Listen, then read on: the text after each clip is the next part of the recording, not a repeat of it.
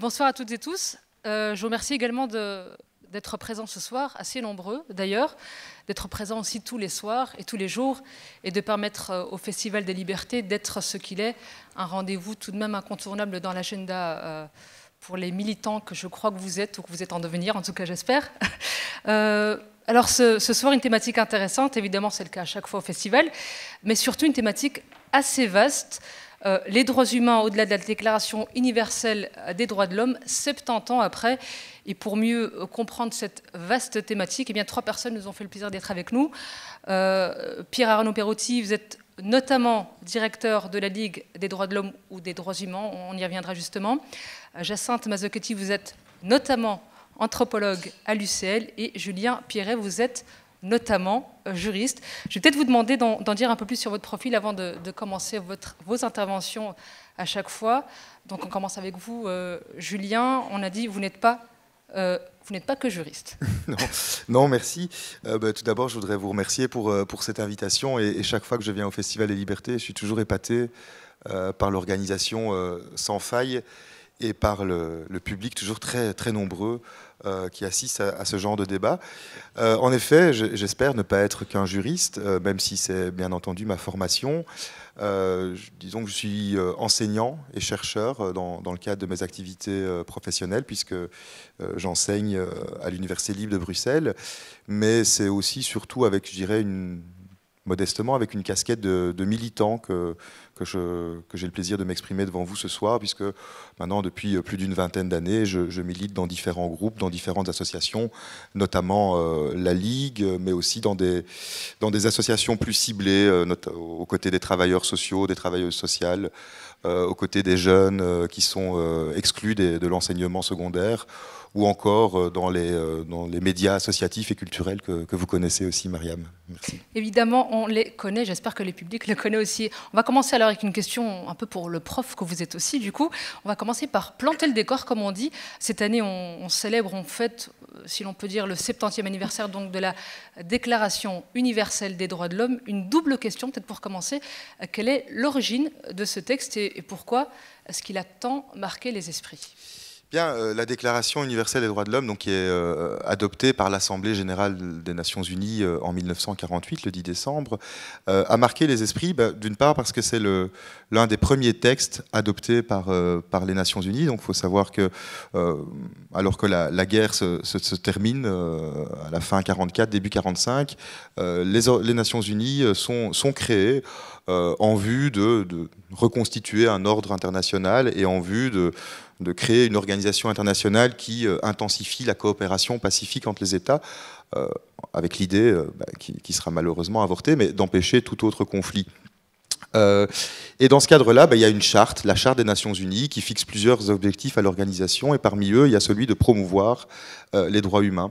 Et donc c'est pour ça que l'Assemblée générale, 2-3 ans plus tard, en 1948, adopte cette déclaration. Alors il faut savoir que l'Assemblée générale, c'est là où sont représentés chacun des États membres des Nations Unies. Alors il faut se remettre dans le contexte de l'époque. Il y a moins d'une cinquantaine de pays membres des Nations Unies à l'époque, puisque d'une part on a le bloc soviétique qui regroupe toute une série d'États qui accéderont à leur indépendance bien plus tard, et puis d'autre part il y a tout le continent africain, une partie du continent asiatique qui est toujours colonisé donc, par des puissances occidentales. Donc c'est un texte qui est adopté au départ par une bonne quarantaine de pays. D'autre part, ce texte a marqué les esprits parce que il réunit 2 types de droits fondamentaux. Les premiers, c'est ce que l'on appelle les droits civils et politiques.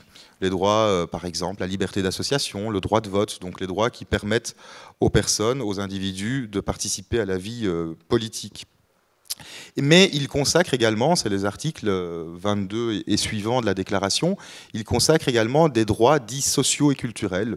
Par exemple, le droit au travail, le droit à une rémunération équitable, le droit à la santé, le droit de constituer un syndicat, le droit à la culture, etc. Et c'est présenté comme une nouveauté, Et c'est une nouveauté. Alors, entendons-nous, ce n'est pas un texte sans passé et sans histoire, hein. Si on remonte au XVIIIe siècle, à la fin du XVIIIe siècle, on peut évidemment penser à la déclaration d'indépendance des États-Unis de 1776, qui proclame également toute une série de droits dits naturels. On peut évidemment penser à la déclaration de 1789, et puis toute une série d'autres textes qui déjà à l'époque, hein, déjà à la fin du XVIIIe siècle, consacrent également des droits économiques et sociaux. J'ai en mémoire une constitution révolutionnaire française de 1793. Mais donc c'est vrai qu'en 1948, ce texte rassemble dans un document unique ces différents types de droits. Alors ce texte n'a pas de valeur juridique contraignante. Donc vous ne pouvez pas aller devant un tribunal belge et réclamer l'effectivité d'un des droits consacrés par la Déclaration universelle. Néanmoins, donc c'est une déclaration d'intention, la manifestation d'un idéal démocratique. Mais néanmoins, ce texte va être à l'origine d'un triple déploiement. Premièrement, toute une série d'États vont modifier leur constitution à la suite du conflit mondial et à la suite de cette déclaration pour intégrer dans leur texte, en leur sein, des droits fondamentaux. Et là, évidemment, la Constitution, elle a un impact juridique manifeste. Deuxième déploiement, au niveau des Nations Unies, toute une série de conventions particulières vont être adoptées à partir de ce moment-là. Et le mouvement n'est toujours pas terminé d'ailleurs. Et là, ce seront des textes qui, s'ils sont acceptés par les États, sont, eux, contraignants ou en tout cas ont un effet juridique. On peut penser par exemple à la Convention sur la lutte contre les discriminations raciales, à la Convention sur la lutte contre les discriminations envers les femmes. On peut penser à la Convention relative aux droits de l'enfant, la Convention relative à l'interdiction de la torture. On peut plus récemment encore penser à une convention sur le droit des travailleurs migrants. C'est intéressant d'ailleurs, cette convention n'a été ratifiée par aucun pays occidentaux. On pourra revenir d'ailleurs sur la dimension parfois artificiellement universelle de ce type de texte. On peut aussi penser à des conventions sur le droit des personnes handicapées, donc toute une série de déploiements thématiques à travers des textes qui, eux, ont un impact juridique. Et enfin, troisièmement, il y a aussi un déploiement, on va dire, géographique ou régional. On va voir les continents, hein, les organisations régionales, et elles aussi consacrer des textes consacrant les droits fondamentaux. Au premier chef, la Convention européenne des droits de l'homme, qui est adoptée en 1950 et qui, elle, est véritablement contraignante, à tel point qu'elle s'accompagne d'un mécanisme juridictionnel que vous connaissez sans doute tous et toutes, hein, la Cour européenne des droits de l'homme.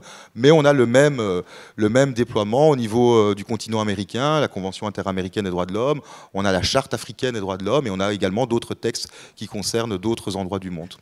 Donc si je comprends bien, cette déclaration, elle a fait plein de petits dans le monde, hein, on peut le dire un petit peu comme ça.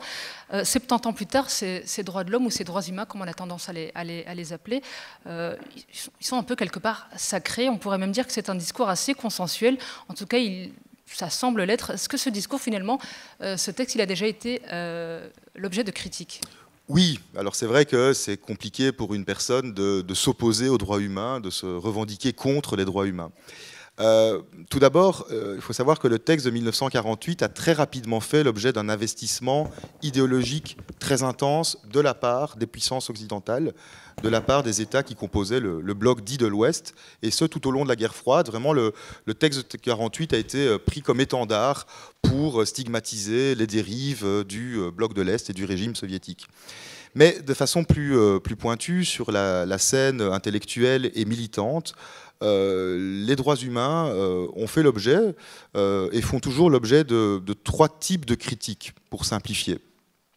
La critique marxiste, la critique féministe et la critique qu'on va qualifier de post-colonialiste.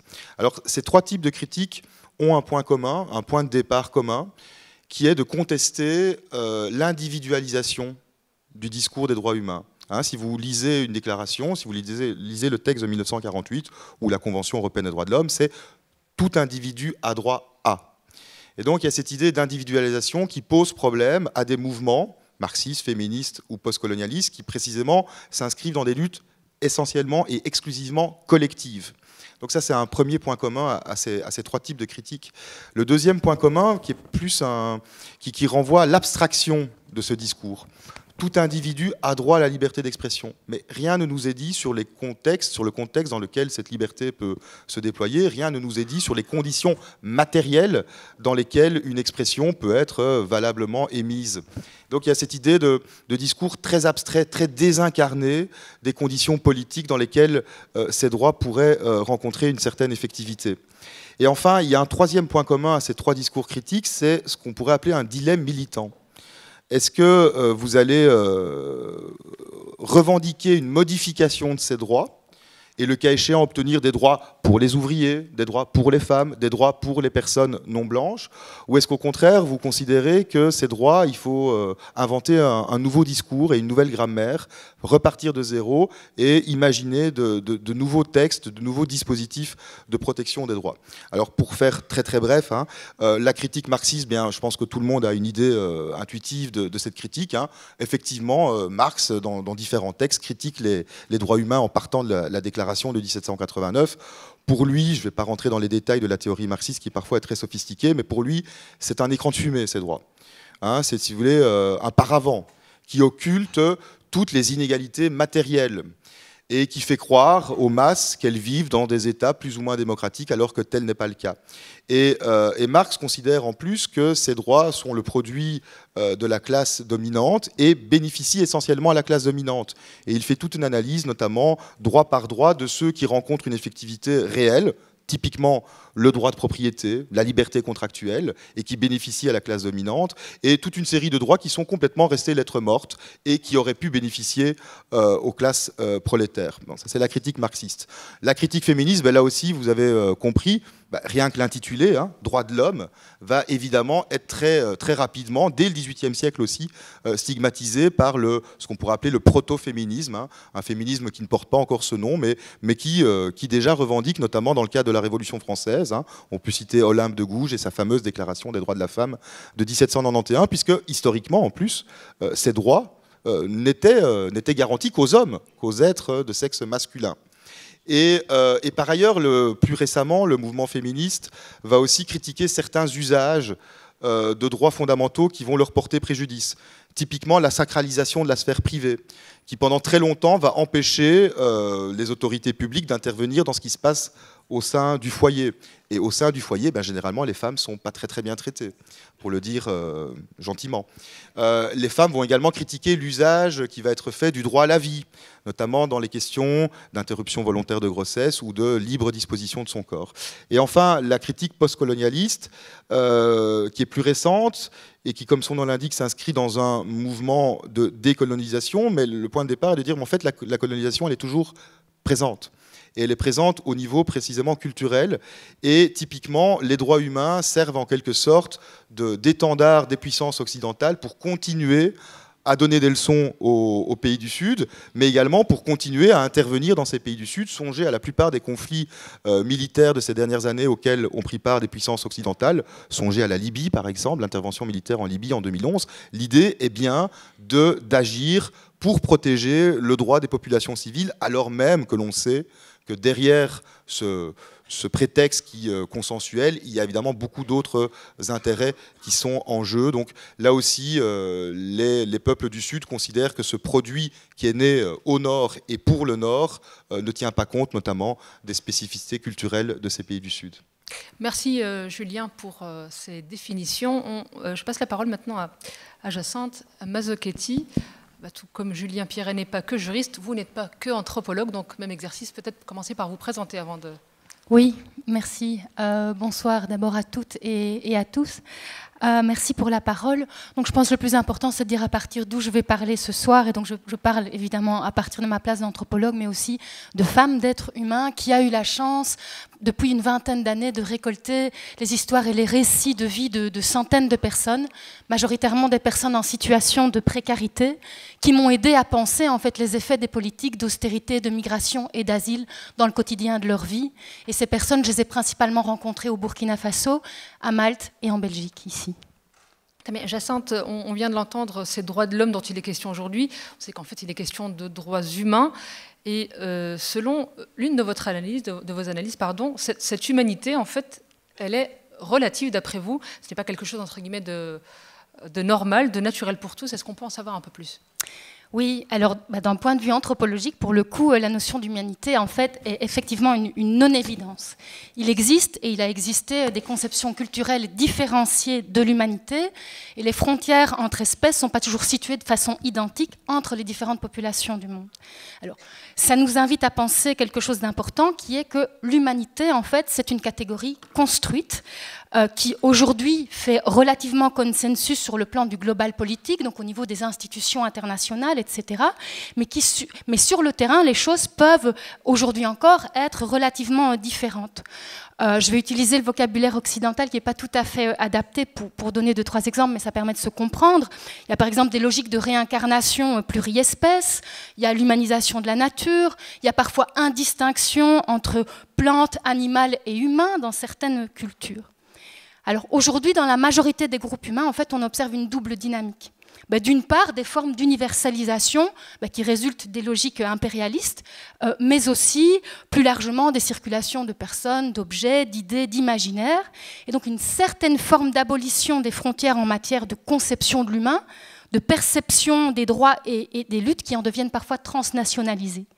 D'autre part, d'un point de vue plus micro, plus local, des différences importantes d'un groupe humain à l'autre. Et donc l'humanité, c'est en quelque sorte une catégorie comme les autres. Elle est donc le fruit d'une histoire et d'un contexte, et de par ce fait, elle peut être relative. Elle n'est donc pas, même dans nos contrées, un acquis. Et donc je m'explique. Donc, comme on vient de le rappeler, le contexte historique d'élaboration de ce texte dont on parle ce soir est important, c'est au sortir de la guerre. Et quand le texte est signé, on est en pleine période coloniale, ce qui peut ou aurait pu sembler paradoxal. La notion d'universalité, elle apparaît d'emblée. En même temps, c'est assez cohérent avec la pensée de la supériorité et de l'hégémonie civilisationnelle de l'époque, puisque l'Occident se pense comme l'échelle de mesure de tous les autres. Mais néanmoins, ces droits universels, ils s'appliquent pourtant de manière différenciée aux citoyens des métropoles et aux sujets des colonies. Ce qui soulève la question de l'humanité et des droits qui en découlent hors citoyenneté ou en condition de sous-citoyenneté. Donc cette question qui se pose dès le départ, eh bien, elle n'est pas aujourd'hui résolue. Et donc, comme je le disais en me présentant, moi je travaille principalement sur les questions d'asile et de migration, et c'est un sujet qui permet vraiment de penser les limites des discours humanistes, voire des textes ratifiés, comme évidemment la Déclaration universelle des droits de l'homme, mais aussi la Convention de Genève. Alors pour ne pas être trop long, je vais mettre en avant simplement 2 idées. La première, quid des humains, mais qui ne sont pas reconnus citoyens sur nos territoires, et donc qui en principe devraient être protégés par les déclarations et conventions internationales. Mais dans ce qu'ils vivent de violence au quotidien, on voit de manière effective le 2 poids 2 mesures. Ils sont au front d'injustices criantes quant à leurs droits humains. La deuxième, c'est quid des humains non reconnus citoyens, en dehors de notre territoire cette fois, qui sont refoulés, refusés, malgré les atteintes à leurs droits, voire à leur vie. C'est une question brûlante, dans un moment de société qui ne se suffit plus d'externaliser les frontières, mais qui projette également d'externaliser l'asile. Alors l'idée, c'est un peu loin des yeux, loin des droits. Loin des yeux, c'est un peu un remède facile face aux pratiques d'incohérence, en fait, qui se déploient de façon de plus en plus récurrente à l'égard des populations migrantes, mais plus largement des populations en situation de précarité. Alors ces logiques, elles reposent sur un « nous » qui, contrairement au discours que l'on se ressasse, ça fait du bien, on se réassure quant à nos valeurs, etc., etc., ces valeurs qu'on impose par ailleurs, eh bien ce « nous », en réalité, il n'inclut pas l'ensemble de l'humanité. Ce n'est pas un « nous » qui repose sur des logiques d'égalité, mais bien d'inégalité et dès lors de sous-humanité. Et j'insiste parce que c'est pour moi une idée clé. La base n'est pas celle de l'égalité, mais de l'inégalité. Certaines vies ont plus de valeur que d'autres.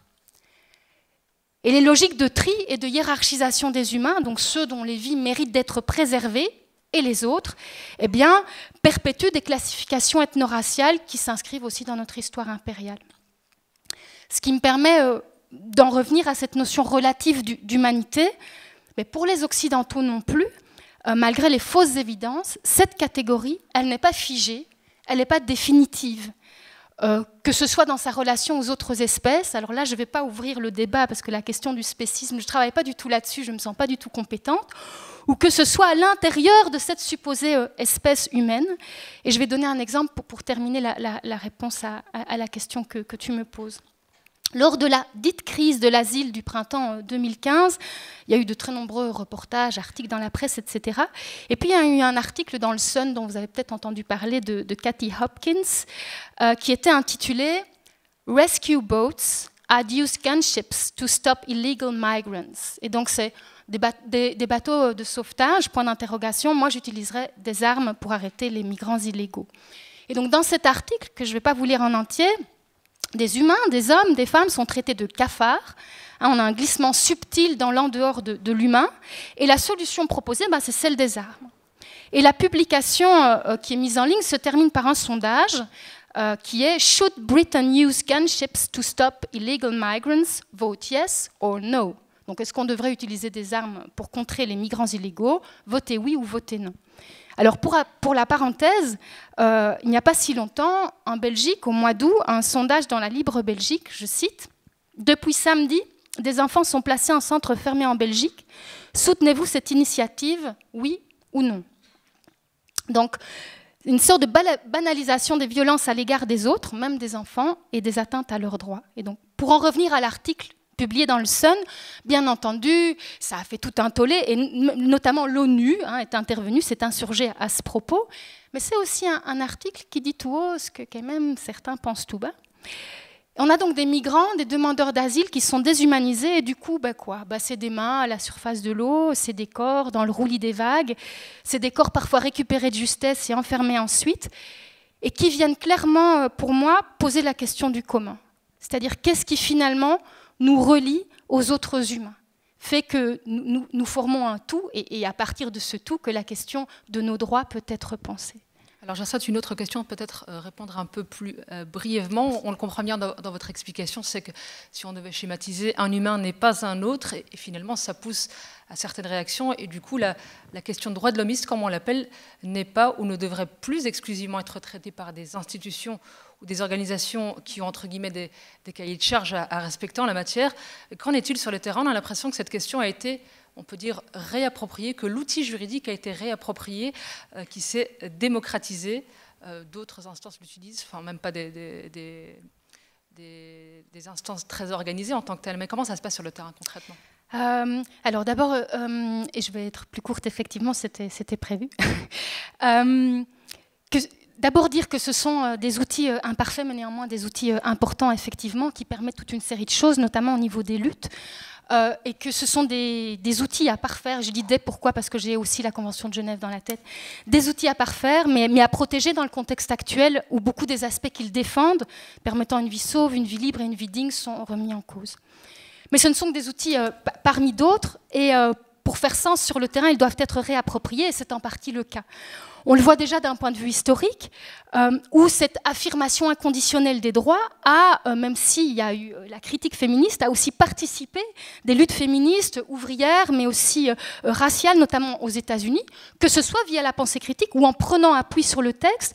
Et on le voit aujourd'hui encore, je donnerai un exemple, celui de la lutte sans papier, ou plus largement des sans-parts, comme les nomme Rancière, où on voit que c'est un outil au poids symbolique important, puisqu'il affirme la liberté et l'égalité de tous ceux qui sont reconnus humains, et que, contrairement à ce que je viens d'énoncer sur l'inégalité, affirme une présupposition égalitaire, à partir de laquelle il est possible de revendiquer justement toute une série de choses.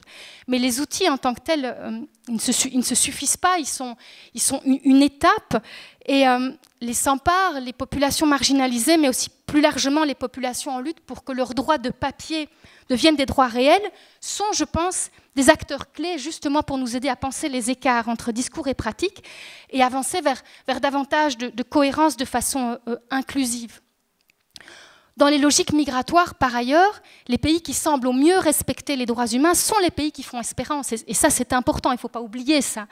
Il y a beaucoup de choses dans ce que l'on fuit, ce que l'on cherche au travers des parcours migratoires, et je n'ai pas le temps de raconter ça. Mais au-delà de la survie biologique, même les personnes qui ont survécu les pires atrocités ne sont pas que des victimes. Et au-delà d'une vie sauve, elles cherchent une vie digne. Et là, à nouveau, la question des droits est fondamentale. Parce que ce n'est pas une fleur qu'on fait, ce n'est pas de la charité. Ce n'est pas une largesse, ce sont des droits qui sont reconnus. C'est une base justement de relations égalitaires.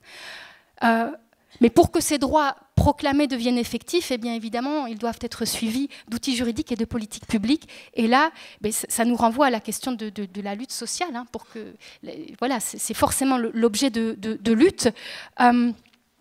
Et je terminerai en citant Stephen Small, qui est un professeur à Berkeley, qui dit à propos de la protection des minorités racialisées, je le cite, il dit « Les lois, quant aux questions de racisme, sont fortes sur le papier, mais faibles dans la pratique.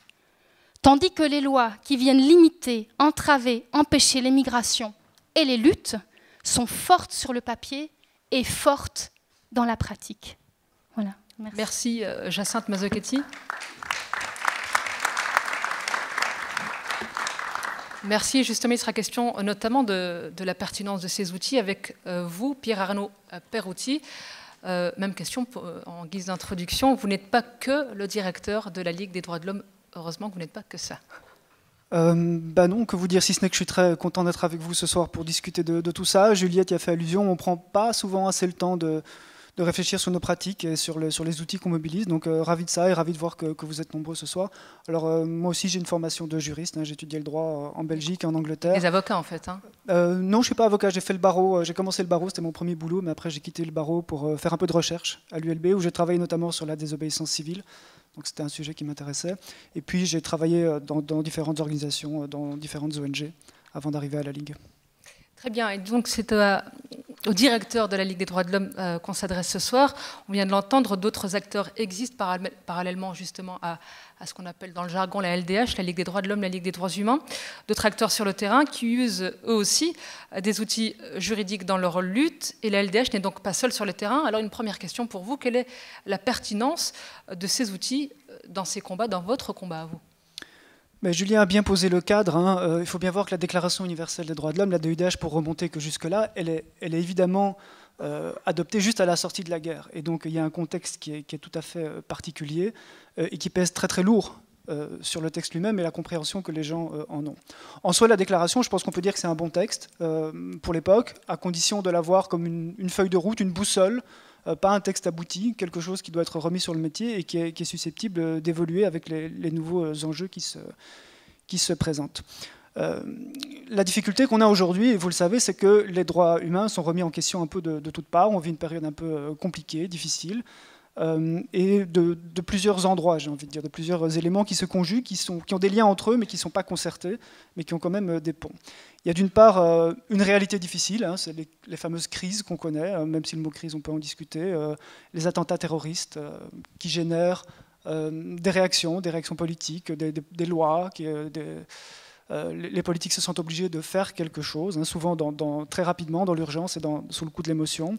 La fameuse crise migratoire, si on peut l'appeler crise, dont tu viens de parler. Le deal avec la Turquie reste absolument scandaleux en termes de droits fondamentaux, et de se dire qu'aujourd'hui l'Union européenne s'est abaissée à ce point, s'est assise à ce point sur les droits fondamentaux pour assurer la sécurisation de ses frontières, reste un vrai problème. Donc ça c'est une chose.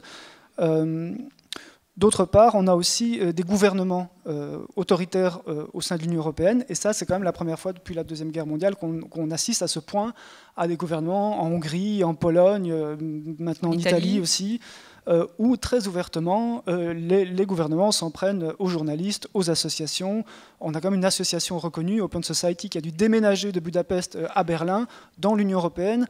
Ça fait quand même un peu tâche. Et puis on a des vrais néo-nazis qui arrivent dans les parlements nationaux, même au Parlement européen. Les Grecs d'Aube dorée sont des vrais néo-nazis fascistes. Mais même aujourd'hui en France, je ne sais pas si vous savez, mais un quart de la délégation française du Parlement européen aujourd'hui est issue du Front National. Donc, d'une part des crises, d'autre part des gouvernements qui sont autoritaires, plus ou moins, et puis aussi des opérateurs privés, des grandes entreprises que vous connaissez aussi, qui ont des pratiques pas tout à fait conformes aux droits fondamentaux. Je pense à des Google ou à des Facebook qui prennent allègrement leurs aises, notamment sur des concepts comme la vie privée, pour vendre nos données aux plus offrants. Donc voilà. On a un texte qui est bon, qui est évolutif, mais il est confronté à une situation difficile aujourd'hui et on se rend compte que ce texte finalement ne pèse pas lourd face à d'autres enjeux politiques. Et à côté de ce texte, Julien l'a évoqué aussi, on a des mécanismes de protection, c'est pas tout d'avoir un texte, c'est bien, mais on a heureusement des cours et tribunaux, voire des comités, soit régionaux dans le cadre du Conseil de l'Europe, soit internationaux dans le cadre de l'ONU, qui sont censés surveiller l'application de ces textes par les gouvernements.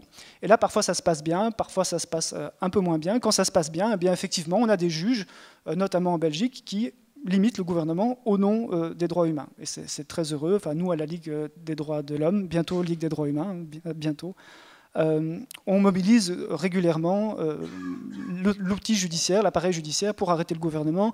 Un des derniers exemples en date, c'est qu'on a réussi à faire suspendre par le Conseil d'État des licences d'exportation d'armes du gouvernement wallon vers l'Arabie Saoudite. Donc là, il y a un juge qui a estimé que le gouvernement ne respectait pas... En plein de l'actualité d'ailleurs. Pardon ? En plein dans l'actualité. En plein dans l'actualité, voilà. Donc là, il y a un juge qui joue vraiment son rôle de contre-pouvoir et qui limite l'action du gouvernement. Dans un tout autre registre, on a réussi à faire annuler par la Cour constitutionnelle l'instauration d'un ticket modérateur pour l'aide juridique. Donc c'était l'idée du gouvernement, c'est que même pour les gens qui sont démunis, qui ont par définition pas d'argent, on leur demanderait quand même de payer une certaine somme forfaitaire pour avoir accès à un avocat. Heureusement, la Cour constitutionnelle l'a annulé. Alors le problème, c'est que ces victoires sont... généralement partielles. D'abord, si victoire il y a, on ne gagne pas toujours, loin s'en faut. Elles sont partielles et ça change fondamentalement pas la donne politique. C'est-à-dire que par la porte ou par la fenêtre, les gouvernements essayent généralement de contourner les décisions de justice. Ça, c'est un premier bémol. Et un autre bémol, c'est que dans certains cas, ces mécanismes ou ces juges ne fonctionnent pas, tout simplement, ne remplissent pas leur rôle, parce que les juges ne sont pas forcément le corps le plus progressiste de la société. Hein. Il y en a qui le sont, mais pas tous, loin de là. Parce qu'ils sont parfois frileux aussi, et parce que les juges, déjà des juges nationaux, mais a fortiori les juges de la Cour européenne des droits de l'homme, ne sont pas totalement imperméables aux considérations politiques. Ils doivent tenir compte d'un contexte, et ils savent que s'ils condamnent un pays pour la xème fois, ils ne sont pas à l'abri du fait que, en gros, ce pays se retire du système de la Convention et les envoie péter. Donc, ils doivent quand même un tout petit peu tenir compte de ces éléments-là. Donc Pierre Arnaud, si je comprends bien, le contexte politique ne vous aide pas dans votre travail. Ce qui est assez paradoxal, c'est qu'en même temps, la LDH semble jouer à la fois un rôle de pouvoir et de contre-pouvoir. Vous pouvez même nous donner une série d'exemples à ce propos. C'est en tout cas l'image qui est véhiculée par la Ligue. Comment la LDH se positionne justement sur ces questions? Alors de contre-pouvoir, j'espère. De pouvoir, je ne suis pas vraiment sûr. Hein, mais, en tout cas, c'est l'image qui est véhiculée. Peut-être. En tout cas, la question que ça pose pour nous, c'est la question des moyens d'action en fonction des objectifs qu'on s'assigne. Parce que l'objectif premier, c'est finalement de modifier, de transformer les pratiques sociales. C'est ça qui compte. C'est que des étrangers ne soient pas enfermés dans un centre en n'ayant rien fait, ou encore moins des enfants, ne soient pas expulsés, que des détenus dans les prisons soient traités de manière digne et conforme aux droits fondamentaux. C'est transformer les pratiques sociales. Et du coup, dans ce cadre-là, la question c'est, est-ce que le recours à la justice et la mobilisation des droits fondamentaux, est-ce que c'est l'outil le plus pertinent finalement, à côté d'autres moyens de mobilisation?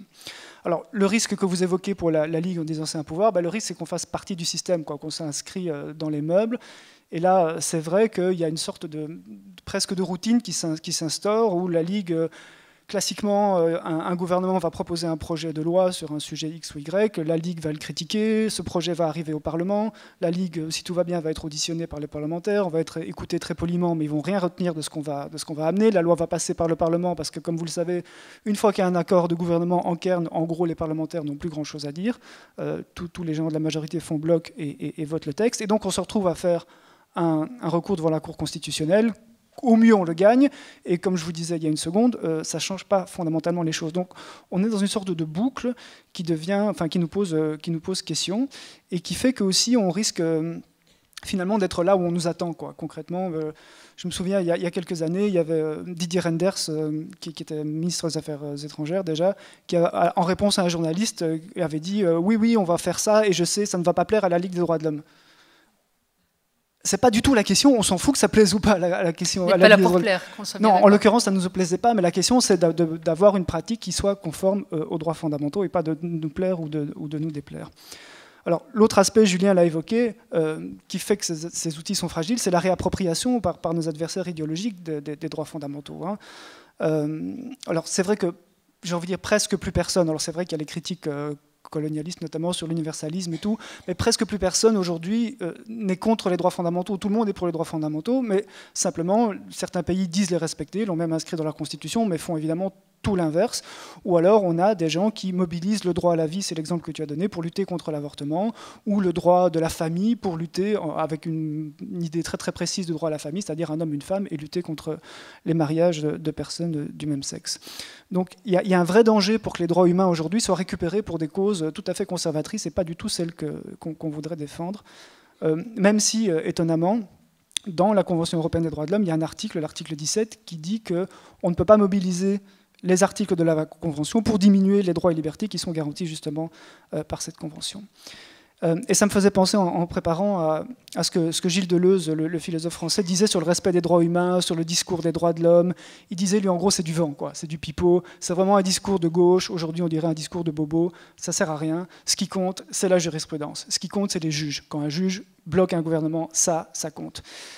Et oui, et en même temps, je vous disais, c'est pas toujours vrai non plus, quoi. Non seulement il y a les limites dont je viens de vous parler, et puis aussi les cas très clairs où un juge prend une décision et puis le gouvernement s'en fout royalement, quoi. Le meilleur exemple, ça nous est arrivé plusieurs fois en Belgique.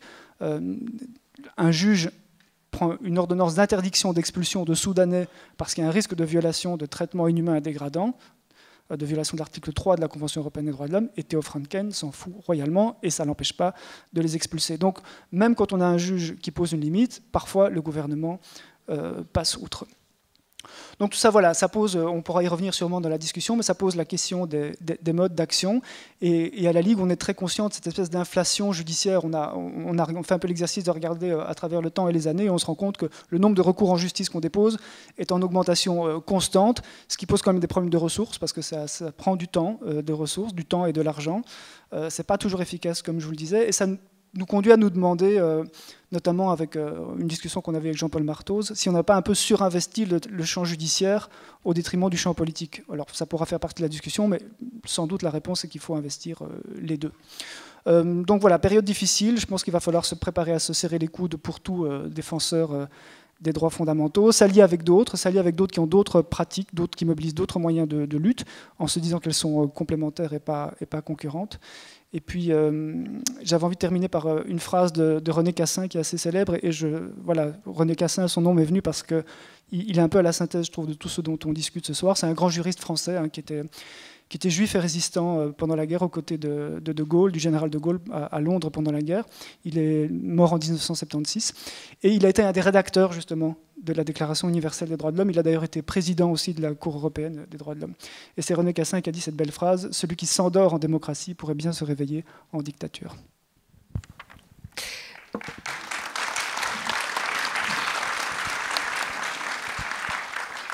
Merci Pierre-Arnaud Perotti. Je me retourne vers vous, Julien Piret. Rebonsoir. Merci. Dans votre introduction tout à l'heure, vous aviez évoqué notamment les critiques qui visent les droits humains. Si je comprends bien, donc ces discours semblent assez abstraits en fait. Est-ce qu'ils ont finalement un impact sur l'action d'associations, d'acteurs comme la Ligue des droits de l'homme, quand on vient de l'entendre, qui parfois se plaint un peu de ces outils certes nécessaires, mais qui parfois l'impression que le politique s'assoit un peu dessus, on peut le dire comme ça. Hein. Mais en tout cas, c'est clair que si vous avez le courage de lire des auteurs marxistes, des autrices féministes ou des auteurs postcolonialistes, c'est des discours qui sont très, très sophistiqués sur le plan conceptuel, donc c'est parfois un peu compliqué, et ça peut sembler un petit peu, en effet, un petit peu abstrait, ça peut sembler être un discours d'intellectuel.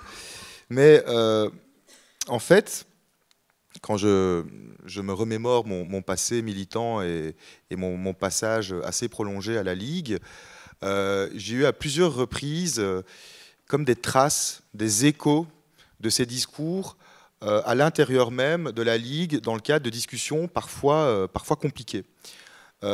Pour paraphraser un documentaire consacré à un sociologue français, Pierre Bourdieu, les droits humains, c'est un sport de combat, et militer au sein de la Ligue peut être un sport de combat aussi. Alors ce que je vais vous dire ici, ce ne sont que des exemples qui sont basés sur des souvenirs personnels et qui ne prétendent pas épuiser l'ensemble des débats que nous avons tenus à la Ligue sur les 3 enjeux que je vais mentionner ici. Critique postcolonialiste.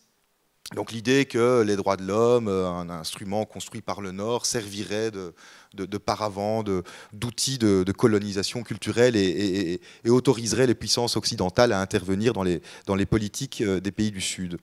Eh bien, cette difficulté, cette tension, on a pu la vivre à la Ligue au début des années 2000 dans le cadre du débat dit de la compétence universelle. Alors, depuis les années 90, en Belgique, on avait une loi de compétence universelle. En bref, c'est quoi? C'est une loi qui permettait aux juges belges de poursuivre, le cas échéant de condamner, toute personne étrangère, même étrangères, qui auraient commis, ou qui seraient suspectées d'avoir commis des crimes de guerre, des crimes contre l'humanité, des crimes de génocide, à l'égard de victimes étrangères sur un territoire étranger, d'où le nom compétence universelle. Bon, pour différentes raisons, cette loi a commencé à être contestée à la fin des années 90 et au début des années 2000, essentiellement parce que des juges ont décidé de la mettre en œuvre et ont commencé à délivrer des mandats d'arrêt, notamment contre l'ancien chef d'État chilien, Pinochet. Et puis, progressivement, on a imaginé pouvoir déposer des mandats d'arrêt contre des militaires israéliens ou des militaires américains. On était en pleine guerre d'Irak. Et donc, du coup, le Parlement belge était sous pression internationale et a voulu restreindre la portée de cette loi. Et la Ligue a été un acteur vraiment important dans ce débat. Je me souviens très clairement de négociations en direct avec le ministre des Affaires étrangères de l'époque, Louis Michel, sur ce point. Et au sein de la Ligue, il y avait une tension.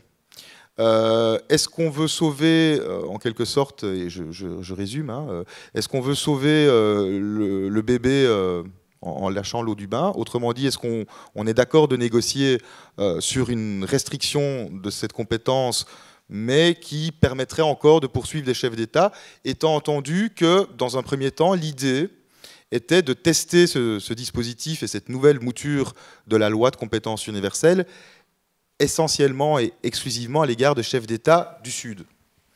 Alors même qu'à l'intérieur de la Ligue, d'autres personnes disaient « mais non, si c'est une compétence universelle, on doit pouvoir l'utiliser contre des chefs d'État occidentaux, contre des militaires occidentaux ». Il y a eu cette tension, et avec notre président de l'époque qui essayait de donner des gages, en quelque sorte, au gouvernement, en disant « mais on ne va pas l'utiliser pour attaquer nos alliés, vous inquiétez pas ». Et puis, de l'autre côté, des avocats qui se revendiquaient de la Ligue des droits de l'homme et qui déposaient des plaintes contre Ariel Sharon, contre George Bush. Donc vous voyez un peu cette tension qui me semble résonner avec la critique postcoloniale. Pour la critique marxiste, vous savez, à la Ligue, on est parfois, je parle encore au présent, même si je n'y suis plus depuis plusieurs années, mais je reste quand même profondément attaché et admiratif envers cette association. À la Ligue, on n'est pas toujours à l'aise avec les conflits entre droits. Et les conflits entre droits fondamentaux sont extrêmement nombreux. Et un débat qui s'est prolongé pendant plusieurs années à la Ligue illustre particulièrement cette tension et peut s'inscrire d'ailleurs dans le sillage de la critique marxiste. C'est le débat qui concernait le service minimum ou le service garanti, l'appellation a évolué avec le temps, en prison. Donc est-ce que les agents pénitentiaires peuvent faire grève ? Et s'ils le font, qu'en est-il du sort des détenus qui ont déjà un quotidien particulièrement difficile, mais a fortiori en cas de grève des agents pénitentiaires? Donc si je résume bien, c'est droit de grève versus droit des détenus. Exactement, le droit à la dignité des détenus versus le droit collectif de grève des agents pénitentiaires. Il faut savoir qu'à la Ligue, on a plusieurs groupes, notamment des groupes thématiques. On avait une commission prison qui, elle, plaidait pour la reconnaissance d'un service garanti, de telle sorte que les détenus ne soient pas complètement dépourvus en cas de mouvement de grève du personnel pénitentiaire. Et on a également une commission de droits économiques et sociaux, qui, elle, bien entendu, plaidait contre le service minimum qu'elle estimait être une entrave trop importante à l'exercice du droit de grève. Et pendant très longtemps, on n'a jamais réussi à mettre ces deux commissions d'accord au sein de la Ligue des droits de l'homme. Alors, on a essayé de trouver des astuces, un peu le recours procédural. Oui, mais on va essayer de créer des syndicats de détenus qui pourront faire grève aux côtés des syndicats des agents pénitentiaires, et on va essayer de faire comprendre à tous ces acteurs qu'ils partagent des intérêts communs. Bon, c'est un petit peu idéaliste quand même comme perspective, même si, me semble-t-il, elle est tout à fait pertinente sur le fond. Et puis voilà, le débat s'est prolongé et finalement, mais Pierre Arnaud pourra compléter, finalement, il semble qu'à la Ligue, ce soit plutôt la commission prison, en quelque sorte, qui ait remporté la victoire idéologique et donc la Ligue est plutôt encline à accepter un service minimum, a fortiori parce que toute une série d'organisations internationales que Pierre Arnaud a évoquées ont demandé à la Belgique de prévoir un tel système dans le cadre de grève d'agents pénitentiaires. Et enfin, la critique féministe. Alors là, vous savez, les relations entre la Ligue et les mouvements féministes, ça a parfois été très compliqué, ne serait-ce que par notre seule appellation, Ligue des droits de l'homme. Et on pourra... Et c'est rien que pour ça qu'ils deviennent Ligue des droits humains, en fait, il faut se le dire. Aussi en partie pour ça, parce que ça faisait plusieurs dizaines d'années que des mouvements féministes soutenaient nos combats, mais ne voulaient pas nécessairement militer à nos côtés, parce que pour eux, pour elles plus exactement, c'était difficilement acceptable de militer à côté d'une association qui se revendique des droits de l'homme. Eh bien, cette difficulté a été, me semble-t-il, illustrée par la façon dont s'est donné à voir le débat au sein de la Ligue sur l'interdiction et plus exactement la pénalisation du port du voile intégral, du port de la burqa. Alors évidemment, on comprend bien que la question des droits de la femme sont centrales dans ce débat, avec une divergence entre mouvements féministes, certains qui étaient favorables à la pénalisation, d'autres qui ne l'étaient pas. Et autre débat aussi assez complexe à la Ligue, c'est la question de la liberté de religion. La Ligue, c'est une association multiconfessionnelle, il y a des personnes laïques, des personnes croyantes, etc. Et en fait, on savait très bien qu'on n'arriverait certainement pas, et on n'a même pas essayé, j'ai envie de dire, à un consensus au sein de la Ligue sur ces deux enjeux. Droits des femmes, est-ce que la burqa et sa pénalisation, c'est une émancipation ou une oppression faite aux femmes? Est-ce que le fait de porter un voile intégral est un exercice légitime de la liberté de religion? Sur ces deux enjeux, on savait très bien qu'on n'allait pas obtenir d'accord ou de consensus. Et qu'est-ce qui s'est passé? Eh bien, on a décidé d'articuler notre position par rapport à la loi de 2011 qui pénalisait, et qui pénalise toujours le port de la burqa, uniquement autour d'un argument très spécifique, très pertinent, mais vraiment très réducteur par rapport à la complexité du débat, qui est celle du droit pénal. On a considéré que, quoi que l'on pense du droit des femmes, quoi que l'on pense de la liberté de religion, en tout cas, l'outil pénal était une très mauvaise idée. Et nous sommes intervenus devant la Cour constitutionnelle, mais en soulevant exclusivement cet argument, en escamotant complètement les enjeux liés aux droits des femmes ou les enjeux liés à la liberté de religion. C'était une façon pour nous de nous réunir sur le plus petit dénominateur commun sur lequel on pouvait avoir un consensus. Voilà, trois exemples, mais je vous dis, c'est des souvenirs personnels qui me semblent en effet montrer que ces critiques, elles ont un impact, ou en tout cas on peut en retrouver la trace dans des débats concrets menés au sein d'une association qui promeut et qui défend les droits humains. Je rappelle d'ailleurs que ce sont, et j'insiste, des exemples et pas l'objet du débat. J'insiste lourdement, puisque le débat continue. Et je me retourne vers vous, Pierre Arnaud Perotti. Vous avez évoqué tout à l'heure l'existence d'acteurs qui luttent, d'autres acteurs qui luttent pour les droits. Et donc, du coup, se pose la question de la complémentarité des actions entre la Ligue et ces autres acteurs, donc entre vous et les autres, finalement, cette convergence des luttes. Quel est votre regard, à vous, sur cette fameuse complémentarité? J'y arrive. Oui, alors la Ligue, d'abord je trouve ça intéressant le propos de Julien pour dire qu'effectivement on se pose aussi des questions et qu'on peut aussi parler de nos doutes, de nos échecs ou de nos doutes en tout cas. Alors la Ligue elle a la chance, mais c'est le produit d'une histoire aussi, la Ligue est une association ancienne de 1901, elle a la chance, et c'est quelque chose auquel on tient beaucoup, d'avoir un positionnement qui soit un peu à cheval, d'une part entre un accès institutionnel, pour le dire comme ça, c'est-à-dire qu'on est auditionné au Parlement, on peut avoir accès à un ministre, on est généralement écouté, au moins poliment, on a cet accès-là, mais la Ligue aussi, bien qu'elle ne soit pas une association véritablement de terrain, parce qu'on n'a pas les forces, on n'est pas assez nombreux, on n'a pas les ressources, on est en contact par contre avec des gens qui sont sur le terrain. Et ça, c'est cette articulation-là, cette jonction-là qui est essentielle pour moi à la Ligue. Le jour où elle perd l'un des deux, elle perd globalement son âme, quoi. Elle fait autre chose, mais c'est plus la Ligue telle que telle que nous la défendons aujourd'hui. Alors d'autres acteurs, c'est évident, il y a d'autres acteurs. Et heureusement, je dirais le tableau assez sombre qu'on a évoqué sur les droits fondamentaux en Belgique et en Europe aujourd'hui est heureusement en partie compensé par une sorte de réveil, notamment de citoyennes, quoi. Le plus bel exemple qu'on connaît à Bruxelles, c'est évidemment la mobilisation autour du parc Maximilien, de voir que les gens se retroussent les manches et posent des gestes concrets. Mais au-delà de simplement l'aide concrète, directe à quelqu'un. Il y a aussi beaucoup de groupes, d'associations, de collectifs plus ou moins organisés, mouvants, fluides, qui se mobilisent pour des luttes diverses et variées et qui font de l'excellent boulot. Je pense aux mobilisations évidemment contre les centres fermés, contre les expulsions, autour des sans-papiers de manière générale, les occupations.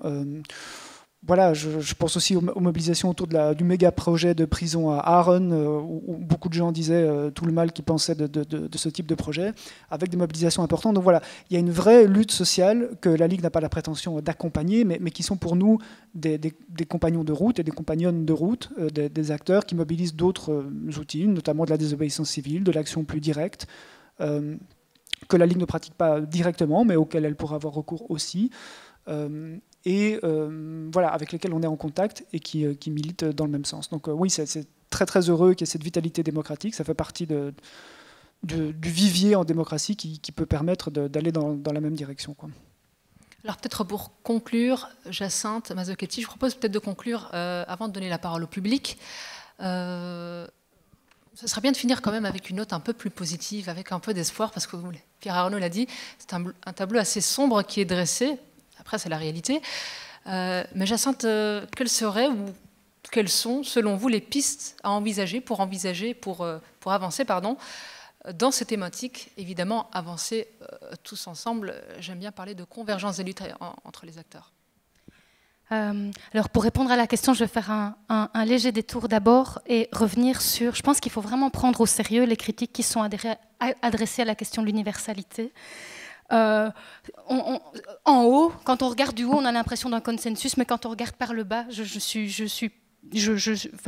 quand on écoute ce que les gens disent, notamment, moi je connais en Afrique, mais aussi dans les rues, à Bruxelles, etc., une critique forte et une critique qui est intéressante parce qu'elle nous oblige évidemment à reconnaître là où on est situé, à analyser notre place sans compromission et aussi avec humilité.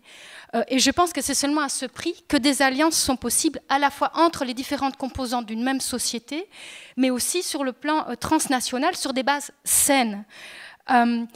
Et ces alliances, je pense qu'elles sont aujourd'hui nécessaires pour modifier effectivement les pratiques sociales. Pour ça, sortir des imaginaires prétentieux qui nous constituent, qui sont aussi résultats de notre histoire, de ces discours au relent parfois évolutionnistes qui persistent. On a souvent la prétention en Occident d'être les seuls à avoir inventé tout ce qu'il y a de bien dans l'humanité, comme la démocratie, les droits de l'homme, etc. Et même si on ne peut plus le crier trop fort aujourd'hui, on a encore souvent l'impression d'être le top civilisationnel. Alors que d'un point de vue historique, les questions de liberté, de dignité, d'égalité, de droit, de bien-être, etc., elles ont été pensées par de très nombreux groupes humains. Et ça, c'est important, parce que c'est un socle à partir duquel on peut se parler. Et donc je pense que c'est important de reconnaître que nous-mêmes, on est loin de respecter ces textes qu'on brandit comme des étendards, mais aussi de voir ce qu'il y a en face et à partir de quoi on peut être ensemble. Et donc, ces critiques, pour moi, elles n'invitent pas à tomber dans le piège du relativisme culturel. Pour moi, ça c'est un piège, évidemment, et donc tout est relatif, etc. Et par ailleurs, toutes les cultures, elles sont en mouvement, elles ont toute une histoire, elles sont toutes plurielles. À l'intérieur de chaque culture, il y a des rapports de force, etc. Et donc ça ne veut pas dire grand-chose finalement, c'est leur culture et donc on laisse ça de côté. Ça invite plutôt à réfléchir comment est-ce que des échanges transgroupes, transculturels, sur des préoccupations similaires en fait, sont possibles, puisqu'on a un socle commun qui est cette réflexion à la fois historique et présente sur la question de la dignité humaine, qui nous amène à des notions comme la notion de pluriversalité, par exemple. Je cite ici Grossfogel. Et donc, au final, on a là des outils qui sont importants mais imparfaits, qui sont des socles à protéger, mais à repenser, je pense, de manière davantage plurielle et inclusive. Et pour moi, s'attacher aux limites, notamment entendre les critiques que tu as relatées, féministes, postcoloniales, etc., ça permet aussi de mieux saisir les forces. C'est-à-dire que quand on a enlevé tout ce qui ne fonctionne pas, qu'est-ce qui reste, quoi ? C'est quoi le socle sur lequel on peut s'appuyer ? Et je crois qu'aujourd'hui, l'espoir, pour moi, de mon regard de terrain, évidemment, on est influencé par nos terrains, mais vient des discussions qui émergent suite aux critiques et aux luttes principalement des minorités, parce qu'elles sont au devant, en fait, au front, directement, elles sont touchées directement dans leur vie par le non-respect des droits, et donc s'inventent là, évidemment, des choses nouvelles qui sont source d'espoir parce que elles sont ancrées dans un temps présent et elles pensent une résistance dans un temps présent. Voilà. Merci Jassat Mazzochetti, merci Pierre-Arnaud Perotti et Julien Pierret. Merci pour vos réponses. Je place à vous, cher public, c'est à vous. Je rappelle tout d'abord que le débat est filmé. Si vous ne voulez pas l'être, en poser une question, mais il suffit de le signaler. Ou alors vous faites comment? Vous faites comme ça. Ça ne marche pas beaucoup, donc signalez-le tout de même. Mais surtout que ça ne vous empêche pas de poser des questions, donc c'est à vous.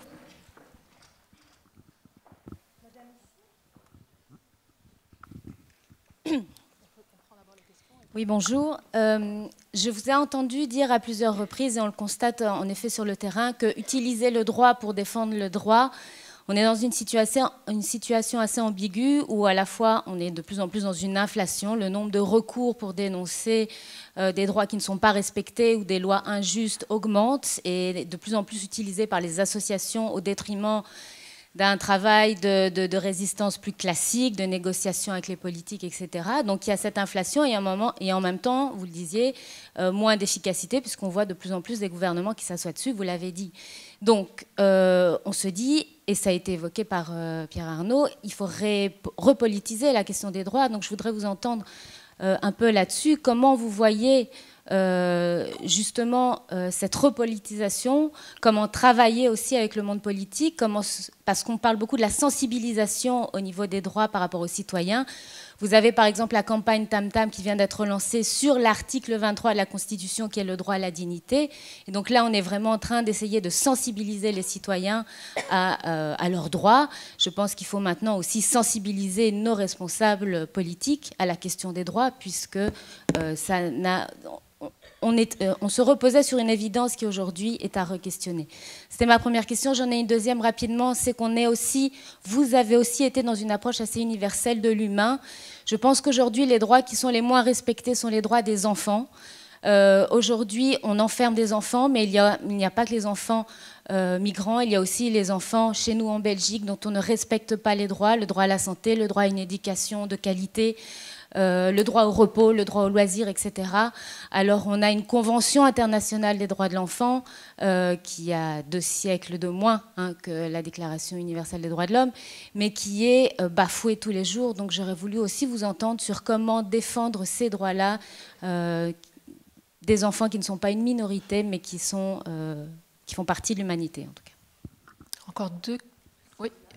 Mais il faut connaître l'historique des déclarations des droits de l'homme. Donc tout le monde connaît ou ne connaît pas la Déclaration universelle des droits de l'homme durant la Révolution française en 93, en 93.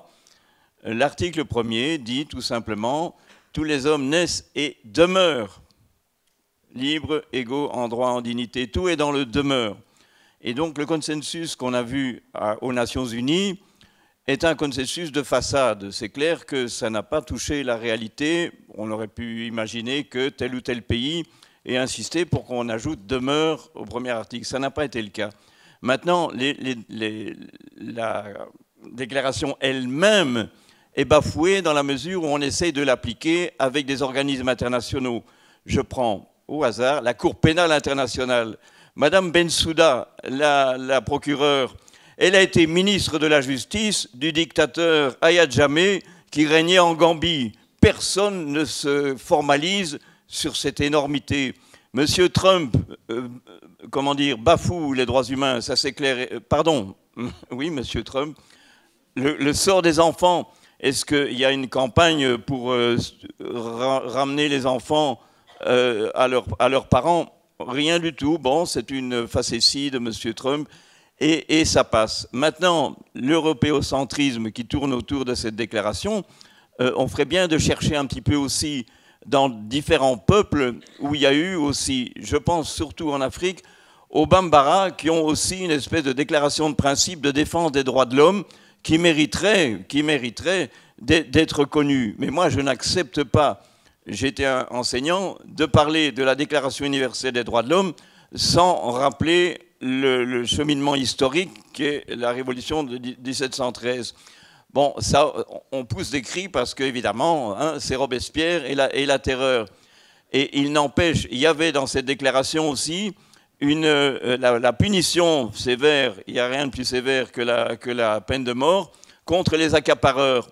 Mais quand on voit toutes les campagnes actuelles sur la corruption, mais c'est pareil, donc ils avaient bien compris, les constitutionnels, ils avaient bien compris que les droits théoriques, la liberté et même le droit au travail et à la défense, le droit à la dignité, dépendaient aussi de la situation économique et qu'on n'a pas le droit d'accaparer quelque chose qui est le bien commun. Et un dernier point, le triste destin de la Déclaration universelle des droits des peuples, mais ça c'est pour les initiés, donc un éminent constitutionnaliste de l'université de Louvain, c'est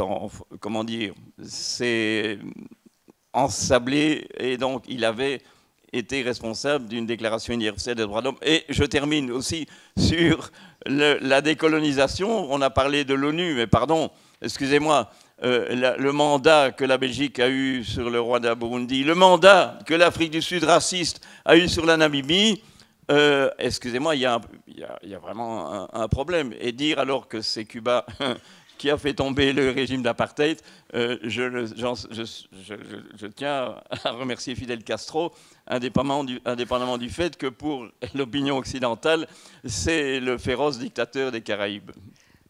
Très bien, merci monsieur pour vos remarques. Moi, je retiens en tout cas que vous nous invitez à, entre guillemets, aller voir ailleurs en termes de droit.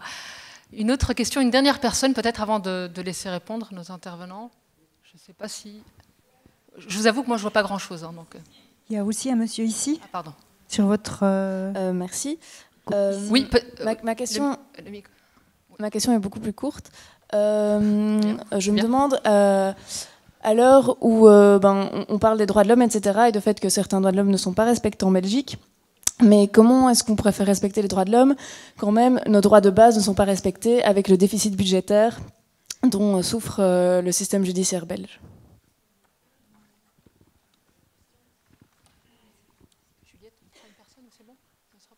C'est toi qui orchestre. Encore monsieur qui est là parce qu'il avait levé la main, puis après on laisse passer la réponse. Simplement, c'est une petite déclaration. Toujours, on parle de la Déclaration universelle des droits de l'homme, mais je crois que parfois, on pense que tout ça vient d'Occident, mais jamais ça a été mentionné la Déclaration américaine des devoirs, des droits et des devoirs qui était établie en Colombie en juin 1948, tandis que la déclaration c'était après la Déclaration universelle des droits de l'homme. Alors, qui a copié à qui, je ne sais pas, mais je crois que aussi... On est ethnocentré, nous, il faut mentionner ça aussi, qu'il y a une jurisprudence très vaste, très claire, de part de la Cour interaméricaine des droits de l'homme, en ce qui concerne les émigrés, les réfugiés. Et je crois que aussi les enseignants et les étudiants doivent voir de ce côté-là, parce que toutes les déclarations, les conventions des droits de l'homme forment tout l'ensemble la déclaration des hommes. Merci. Merci. Vous rejoignez monsieur qui nous invite à aller voir ailleurs, en fait. Hein. Donc, qui se lance pour répondre? Peut-être commencer par cette question de repolitiser, je vais y arriver. Comment? Oui, ça c'est la question à 10 000 €. Hein. On cherche encore comment. Mais c'est vrai que c'est fondamental. Je disais, il y a une véritable bataille culturelle à mener sur certains sujets, à commencer par l'immigration, je pense. Et puis à faire prendre conscience aux gens que les droits, c'est pas un truc qui tombe tout seul, hors sol à un moment donné. C'est jamais que le produit d'un rapport de force à un moment donné et dans un pays donné. Et donc ce rapport de force, ça peut s'inverser. Il n'y a aucun droit qui est figé dans le marbre, aucune constitution qui est gravée pour l'éternité. Et donc, c'est à nous de jouer, quoi. C'est à nous de jouer, de créer. Alors, il y a des campagnes, des alliances. Vous avez cité Tam Tam, qui est un bon exemple d'essayer de créer du mouvement et de créer une masse critique suffisante pour faire changer les choses. Mais on a encore, à part les révolutions, si on s'inscrit dans le cadre de l'état de droit et dans le cadre pacifique, à moins de voter pour des gens qui vont aller dans le sens qu'on vote, on n'a pas encore inventé grand chose, quoi. Donc oui, évidemment, la formation, l'éducation aux droits fondamentaux, c'est fondamental, mais on n'a pas de réponse définitive à cette question. Avant de revenir aussi sur l'autre question posée par Madame, celle des droits des enfants, est-ce que l'un d'entre vous veut répondre aussi à cette question de repolitisation de nos droits? Question des enfants, oui. En tout cas, oui, ce que je partage tout à fait le constat que vient de faire Madame. J'ai l'honneur de présider le service droits des jeunes ici à Bruxelles. Et je dois bien vous dire que nos statistiques, hein, donc en gros, on est un service juridique de première ligne qui répond à toute une série de sollicitations de la part de jeunes. Et les statistiques sont assez effrayantes avec... C'est pas très connu et j'insiste là-dessus parce que c'est incroyablement inquiétant. Le nombre d'exclusions scolaires, je pense, alors de mémoire, ça occupait peut-être 10% de nos actions il y a 7-8 ans. On est passé maintenant à 30%. Donc 30%, donc à peu près un service droit des jeunes, on va dire que c'est à peu près 250 dossiers par an. Donc des dossiers, c'est-à-dire que des jeunes que l'on suit pendant parfois plusieurs mois, plusieurs années, et on est à peu près 2000 consultations par an. Donc ça, c'est juste une demande d'information. Bien, plus de 30% de nos activités concernent l'exclusion scolaire. Et alors là, c'est très compliqué parce que c'est un contentieux qui est quasiment déjudiciarisé. C'est-à-dire que le gamin ne va pas aller devant une cour ou un tribunal et il n'y a pas d'avocat véritablement spécialisé dans ce contentieux. Et donc, c'est notre équipe sociale qui va dans les conseils de classe plaider la cause des enfants. Mais c'est terriblement effrayant. Il y a une vraie politique au sein de l'enseignement secondaire de la communauté française, une vraie politique d'intolérance. On ne supporte plus la moindre turbulence et on voit parfois des exclusions prononcées dès l'âge de 6, 7, 8 ans avec des conséquences évidemment désastreuses. Donc voilà, c'est quelque chose qui n'est pas très connu, mais je partage tout à fait le constat. Alors pour être un tout petit peu optimiste, ce qui peut être, on en discutait tout à l'heure, fait le grand écart. Aujourd'hui, j'étais à un colloque à la police fédérale sur le recours à la contrainte. D'ailleurs, j'aurais pu retirer ma cravate en rentrant au Festival des Libertés, mais ce qui me permet d'ailleurs de dire que c'est pas la crise pour tout le monde. Hein. Pour un peu parler à Madame, vous allez effectivement au palais de justice, dans la plupart des palais de justice, bon, à quelques exceptions près, hein, de palais qui ont été récemment rénovés, mais c'est quand même des conditions de travail dramatiques. Je pense qu'il y a 2 jours, il y avait un débat là-dessus avec Manuela Cadelli notamment, qui insiste beaucoup sur le sous-financement de la justice. Pour tout vous dire, moi quand j'ai commencé mes études il y a 20 ans, plus de 20 ans, on me parlait, on disait, ah oui, dans quelques années, l'informatisation de la justice était vraiment présentée comme quelque chose qui allait arriver, et 20 ans plus tard, on n'a pas avancé. Et je dis ça parce que quand vous allez dans les nouveaux bâtiments de la police fédérale, ici, derrière la colonne du Congrès, c'est extraordinairement luxueux. Non mais c'est impressionnant, quoi. Là, je vous assure que les sièges sont confortables, il y a des jus de fruits, du café partout. C'est pas les échafaudages de la place Poulard. C'est pas les échafaudages de la place Poulard, donc je pense que voilà, c'est pas la crise pour tout le monde et je pense que l'enjeu budgétaire est très important. Mais donc tout ça pour dire qu'on discutait avec des militants et des militantes lors des pauses café et notamment pour amender la loi sur la fonction de police pour qu'il y ait des dispositions spécifiques pour les mineurs. Pour le moment, la loi sur la fonction de police, elle ne différencie pas la clientèle, il faut savoir que les policiers parlent en termes de clients, ne différencie pas la clientèle des policiers, que ces personnes soient majeures ou mineures. Et on se dit, tiens, ce serait intéressant par exemple, de prévoir des dispositions spécifiques pour encadrer les interactions entre policiers et mineurs d'âge. Et je pense à ça parce que les droits de l'enfant peuvent être un laboratoire pour des droits qui sont testés au niveau des mineurs et ils sont plus facilement acceptés puisque les mineurs sont dans une situation évidemment beaucoup plus vulnérable. Mais on peut parfois étendre des droits de l'enfant à des majeurs. Hein, donc ça peut être aussi un bon levier de travailler sur les droits de l'enfant. C'est parfois peut-être même une cause un peu plus consensuelle, mais qui permet d'obtenir des résultats qui par la suite peuvent être tendus à l'ensemble de la population. Jacinthe, vous voulez peut-être répondre oui, aussi, puis après Pierre. Mais c'était sur la question de la politisation. Donc je reviens un tout petit peu en arrière sur une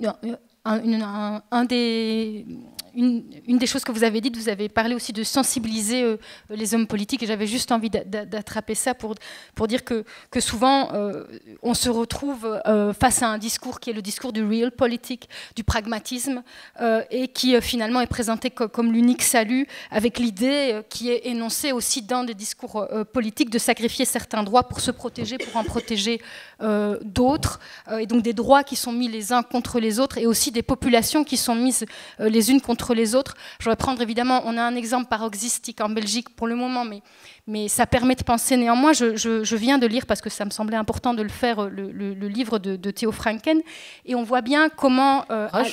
Oui, je sais. Je devais. Je peux pas. Travaillant sur ces questions-là, voilà, il faut savoir de quoi on parle finalement. Et on voit bien comment, à l'intérieur de l'ouvrage, les populations sont mises les unes contre les autres, et donc l'idée, c'est pour protéger les droits d'une partie de la population, on doit exclure en fait les autres. Et donc c'est une question aussi. Enfin, ça fait aussi partie de la question du rapport qu'on a avec le politique dans le sens politicien ici pour le coup. Voilà, je voulais juste ajouter ça. Oui, juste peut-être rebondir sur un aspect dont parlait Julien, qui est effectivement le droit des enfants bafoué et qu'on peut parfois étendre aux adultes. Alors ça n'enlève rien, en fait, évidemment qu'il faut protéger les enfants qui sont d'autant plus vulnérables, c'est évident. Mais le bon exemple actuel, c'est l'enfermement des enfants dans les centres fermés, justement.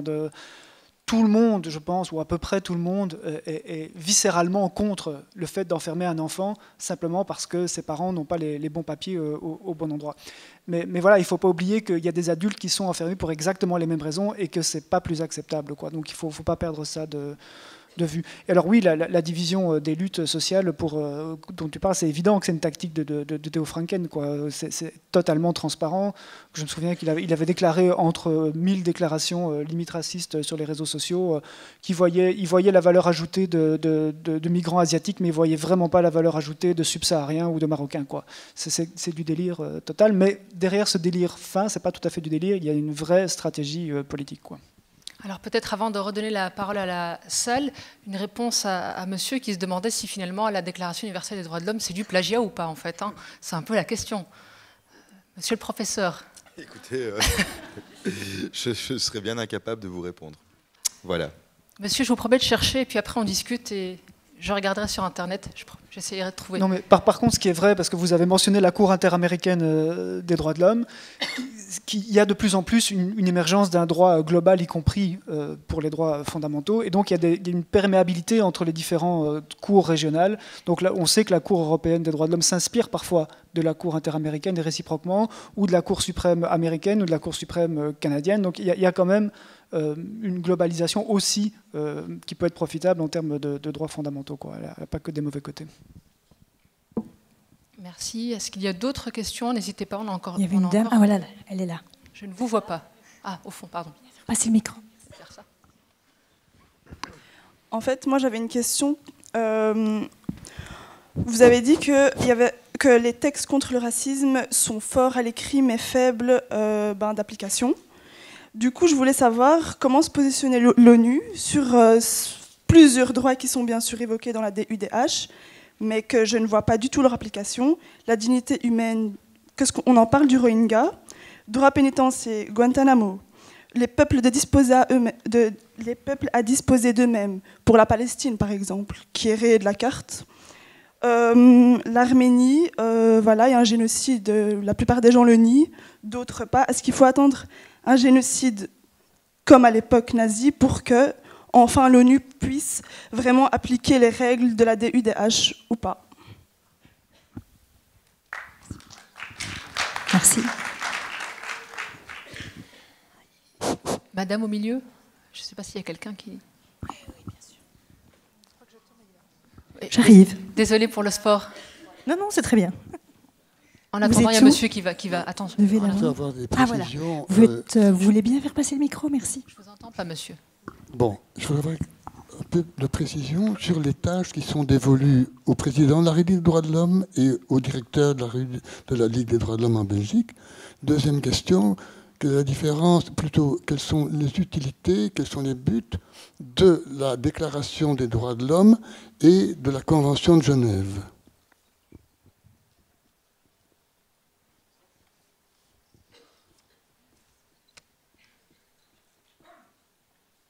peux encore passer. Tu as... Ici, C'est le même jeune homme que moi ou...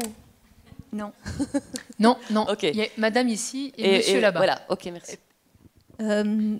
Voilà, je trouvais intéressant de soulever qu'effectivement, il n'est pas question de relativiser, mais de pouvoir se déplacer et de pouvoir effectivement imaginer, parce qu'au fond, on est très prisonnier de ce qu'on ne connaît pas.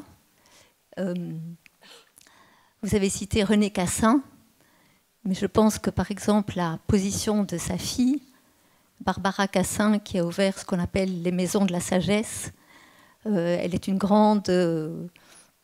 dame très reconnue qui vient d'entrer à l'Académie française et qui, de par sa position, j'ai envie de dire, d'intellectuelle, a ouvert ces maisons de la sagesse où elle fait tout un travail sur le langage. Quand on demande à un Africain s'il est divorcé, il ne comprend pas ce que ça veut dire. Donc je pense qu'il est extrêmement important de mener aussi, dans un certain monde intellectuel, j'ai envie de dire, ou ceux qui représentent aujourd'hui les structures, ceux qui tiennent, vous dites les juges, les avocats, de pouvoir accepter qu'ils ont aussi plusieurs vies dans une vie. Et que peut-être la manière de ne pas relativiser est d'accepter qu'on peut jouer plusieurs rôles et à des niveaux différents.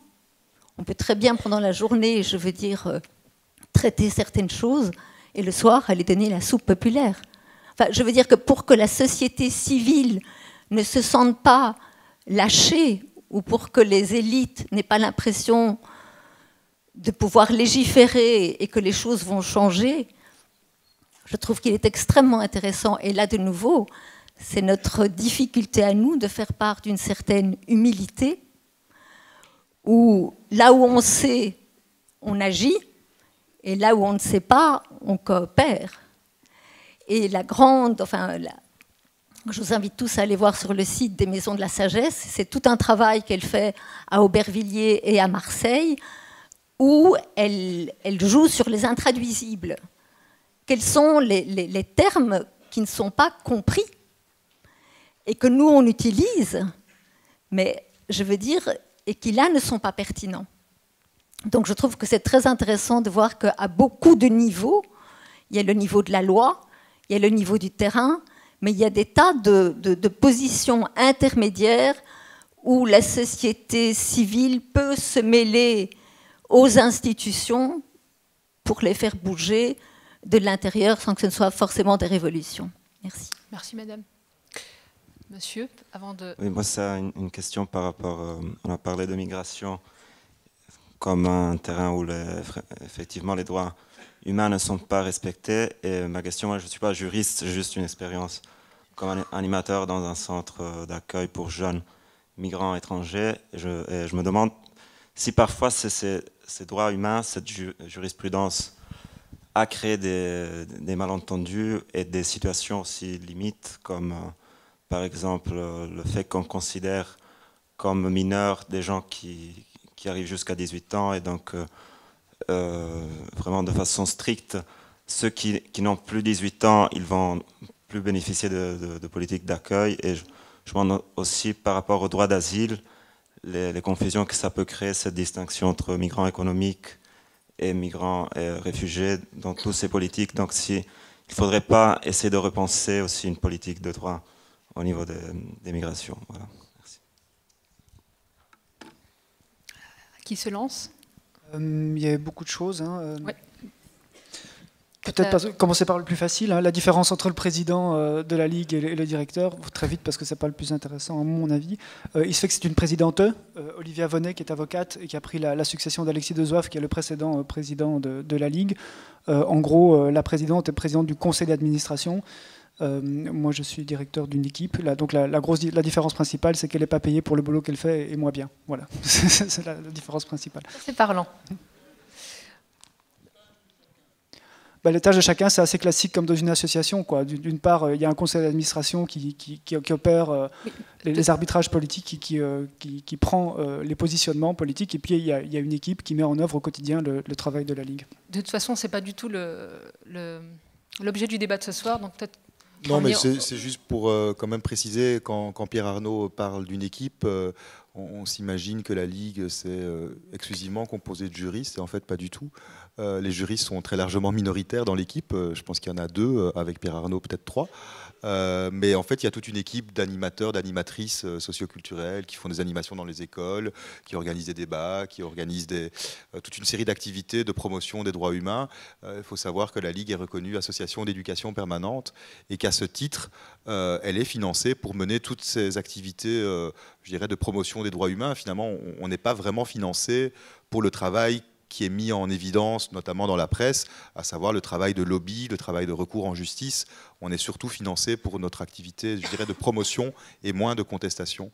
Donc voilà, c'est ça l'équipe, c'est aussi des travailleurs sociaux. D'autant plus que la contestation n'est visible qu'une partie de l'iceberg, on peut le dire effectivement. Peut-être revenir sur cette question de texte fort à l'écrit, mais faible en termes d'implication. Bah oui, c'est la question qu'il y avait au-dessus. On citait les Rohingyas ou la Palestine ou tellement d'endroits dans le monde, effectivement, où on constate ce décalage absolu entre les intentions et ce qu'on arrive à protéger, à mettre en œuvre. Mais ça, c'est l'histoire des droits fondamentaux et ça ne va pas s'arrêter demain. C'est de se dire, c'est ce dont on parle depuis le début, c'est que c'est une belle déclaration d'intention, mais qu'il y a un rapport de force sur le terrain bête et méchant, j'ai envie de dire, qu'on peut à certains moments faire basculer. Il y a des mécanismes qui existent, mais les ressources sont limitées. Cette volonté d'agir est à géométrie très très variable aussi en fonction des endroits dans le monde. On le sait, il y a des conflits complètement oubliés. Il y a des endroits où il n'y a absolument pas de pétrole, ni de minerais, ni quoi que ce soit qui justifierait des interventions occidentales. Et donc oui, on l'a dit, il y a une injustice fondamentale de base de l'endroit où on est né sur la Terre, ce qui nous ramène à la question migratoire, qui est de dire au nom de quoi on n'aurait pas le droit de bouger alors qu'on ne décide absolument pas de l'endroit où on est. Et au-delà de ça, le deuxième élément, c'est que tous les endroits pour naître sur la Terre ne se valent pas. Ça c'est sûr, mais c'est une porte ouverte. Voilà, c'est évident. Bon, ce qui explique aussi, alors vous le savez sans doute, mais ce qui explique aussi l'inaction de toute une série d'organisations internationales dans certains endroits, c'est la structure même des Nations Unies. C'est-à-dire que vous avez l'Assemblée générale qui a adopté ce texte, qui est en gros un représentant, une représentante par État, et ça discute, et ça adopte des textes qui sont parfois très, très, très stimulants, mais qui n'ont aucune valeur juridique. Et puis vous avez le Conseil de sécurité. Et c'est là que se joue réellement le pouvoir des Nations Unies. C'est là que se décident des interventions humanitaires, militaires. C'est là que se décident des sanctions éventuellement qui seraient prononcées à l'égard de certains États. Et la structure actuelle du Conseil de sécurité, il y a 5 membres qui sont permanents, qui sont en gros les grandes puissances à l'issue du deuxième conflit mondial. Donc la France, le Royaume-Uni, les États-Unis, la Chine et la Russie. Et chacun de ces membres a un droit de veto. C'est-à-dire qu'il peut bloquer toute décision, toute opération, toute prononcée de sanctions. Il est évident, les États-Unis vont plutôt exercer leur droit de veto dès qu'il s'agira d'envisager des sanctions à l'égard d'Israël. À l'inverse, la Russie a été, est toujours un obstacle pour intervenir en Syrie. On peut imaginer évidemment à de nombreuses reprises que la Chine a des intérêts très très majeurs sur le continent asiatique, et donc il y a toute une série de choses qui pourraient se faire, mais qui ne se font pas. Alors voilà, et la réforme du Conseil de sécurité, c'est un vieux débat, c'est un serpent de mer, et je ne suis pas du tout optimiste sur une réforme à court terme, parce que ces États sont, et on les comprend, extrêmement satisfaits d'avoir un droit de veto qui bloque à ce moment-là toute possibilité d'action un peu plus structurelle et efficace. Jacinthe ? Oui, il y avait d'abord donc une petite question de clarification entre Déclaration universelle des droits de l'homme et Convention de Genève. Donc la Convention de Genève, c'est vraiment le texte qui, lui, concerne la question de l'asile et de la protection internationale. C'est à partir de ce que contient ce texte qu'on évalue les demandes de protection internationale et à partir duquel on peut donner un statut, qui est un statut de réfugié dans le meilleur des cas, de protection subsidiaire dans d'autres cas. Donc je ne vais pas aller trop loin dans les détails, mais enfin ce sont deux textes différents, mais pourquoi je les citais tous les deux? Parce que pour les personnes en situation de non-droit dû à leur non-citoyenneté, en fait, ils sont concernés par les deux textes, à la fois la question du respect de leurs droits humains et à la fois la question de l'obtention d'une légalisation de leur statut, en fait. Et alors, par rapport à la question MENA, oui, c'est une bonne, enfin MENA, mineur étranger non accompagné, c'est une bonne question qui regroupe pas mal de choses.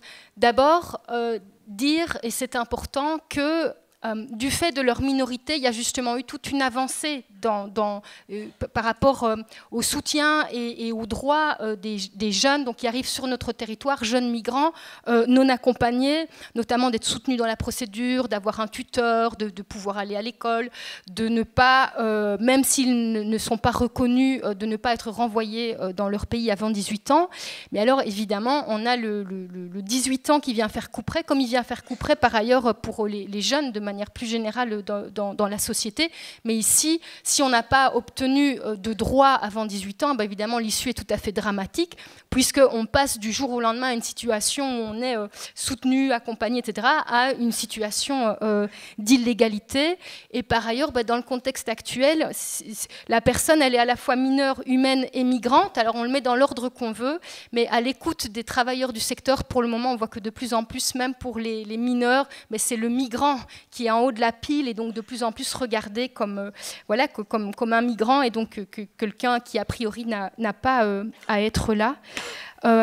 Et je voulais dire aussi par rapport à cette question que plutôt que d'être dans quelque chose de régressif, on pourrait prendre appui sur des choses qui ont été faites justement pour les mineurs, pour les élargir justement aux majeurs, parce que, et ça permet de rebondir un tout petit peu sur la question aussi de la langue, du langage, des intraduisibles, etc., qui a été évoquée dans votre commentaire, parce que les adultes aussi sont fortement démunis en fait, face à nos procédures. Et ces procédures, par ailleurs, elles sont de plus en plus restrictives. Et donc, je terminerai avec ça. Est-ce qu'il y a nécessité de repenser les politiques de migration et d'asile si on veut, à minima, être en accord avec la question des droits humains, on ne peut que répondre oui. Voilà. Oui. Pierre-Arnaud ? Oui, je rejoins complètement ce qui vient d'être dit. Sur la question de la langue aussi, d'abord, c'est une belle initiative. Je ne connaissais pas Barbara Cassin, donc je vais aller voir ce qu'elle a fait. Ça me paraît effectivement fondamental, ce boulot de traduction, d'intercession. Mais il y a une bataille culturelle que j'évoquais tout à l'heure, aussi autour de la langue. Et les termes utilisés sont évidemment pas neutres, et encore moins dans le domaine de la migration, quoi. Et vous évoquiez... dans votre question, la confusion migrants économiques, demandeurs d'asile, tout ça, c'est évidemment pas du tout neutre, quoi. C'est évidemment pas du tout neutre.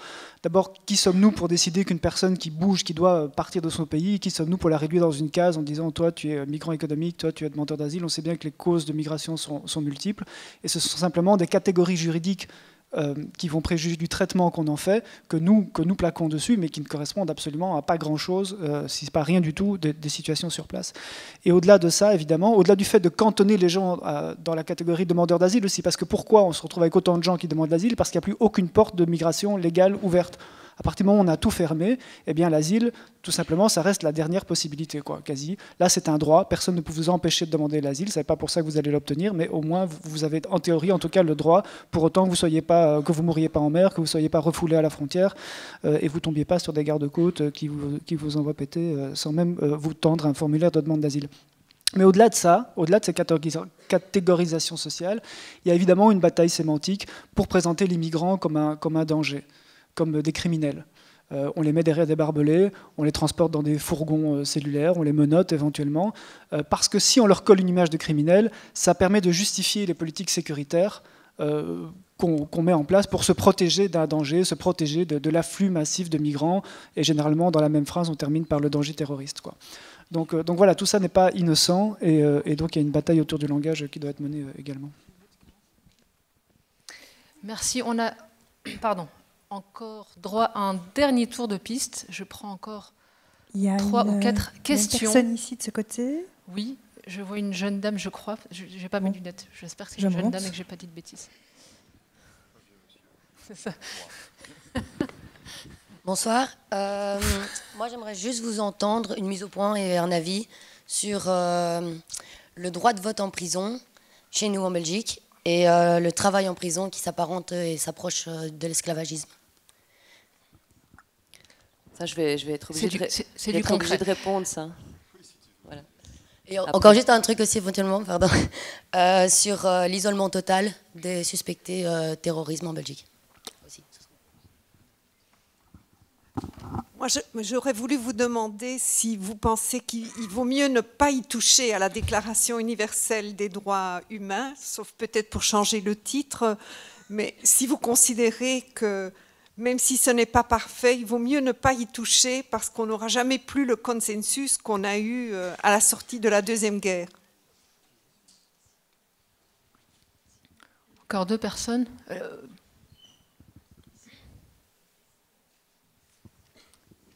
Et puis là-bas.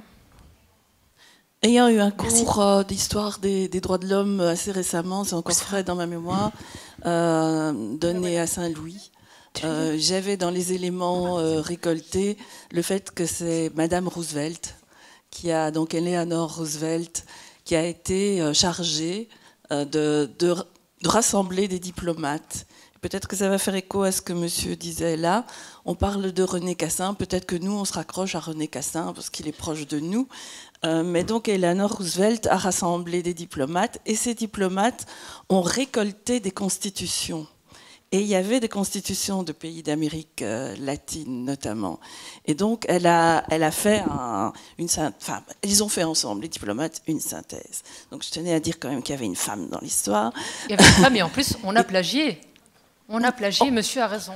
Je ne sais pas, c'est certainement, on a élaboré quelque chose de consensuel, je dirais pas plutôt comme ça, qui appartient peut-être à tout le monde.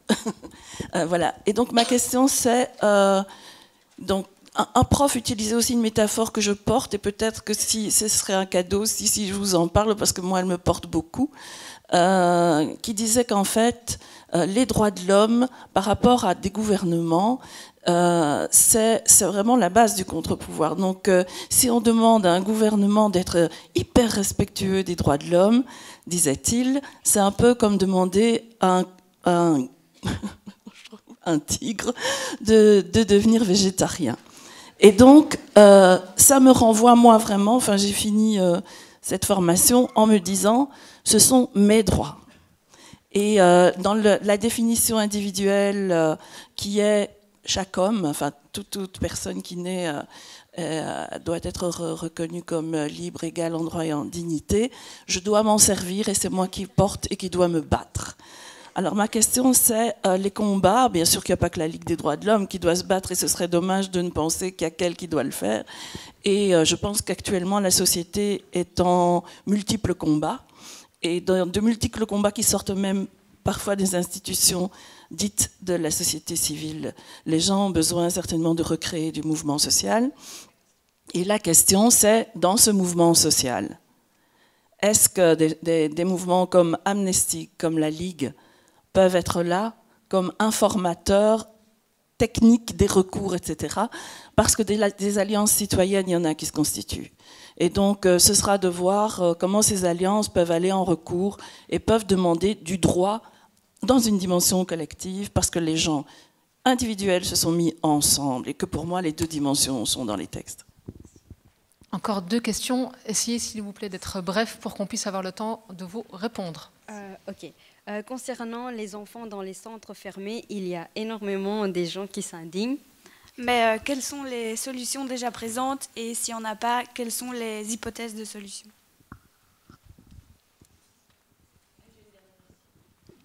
Oui. Moi, je revenais sur la question que vous avez parlé du coup, désolé, je suis derrière. L'ONU qui est censé justement être cet emblème représentant des droits de l'homme en général, et on en revient toujours à ce même problème du Conseil de sécurité et de ses droits de veto, et ça fait depuis sa création que j'ai l'impression que tous les autres pays critiquent de plus en plus, enfin tout le monde le critique, et pourtant ça reste en place. N'y a-t-il pas une issue de sortie de ces droits de veto, et n'y a-t-il pas moyen de refonder un petit peu cette politique de l'ONU? Très bien.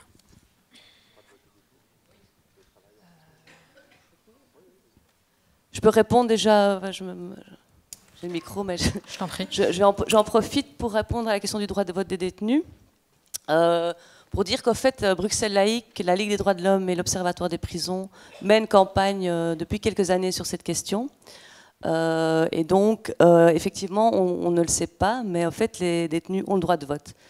C'est très rare ceux qui n'en ont pas, c'est sur base d'une décision du juge. Or, le droit de vote est obligatoire, il n'est pas appliqué. Donc c'est un gros combat qu'on mène depuis quelques années et on est en train de réentamer une grosse campagne. On a un peu raté sur les communales, mais on va vraiment travailler là-dessus. Donc, que ce soit au niveau de la sensibilisation pour tout le monde, mais aussi en prison, on va mener des ateliers en prison et on va aller... le but étant aussi, à un moment donné, il y ait une vraie application de ce droit, que ce soit par des urnes ou par autre chose. Et donc on met beaucoup de pression là-dessus. Je pense qu'on va y arriver à un moment donné.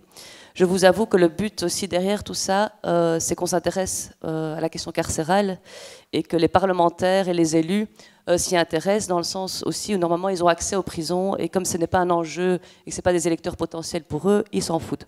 Mais donc nous, on travaille là-dessus et on ne lâchera pas.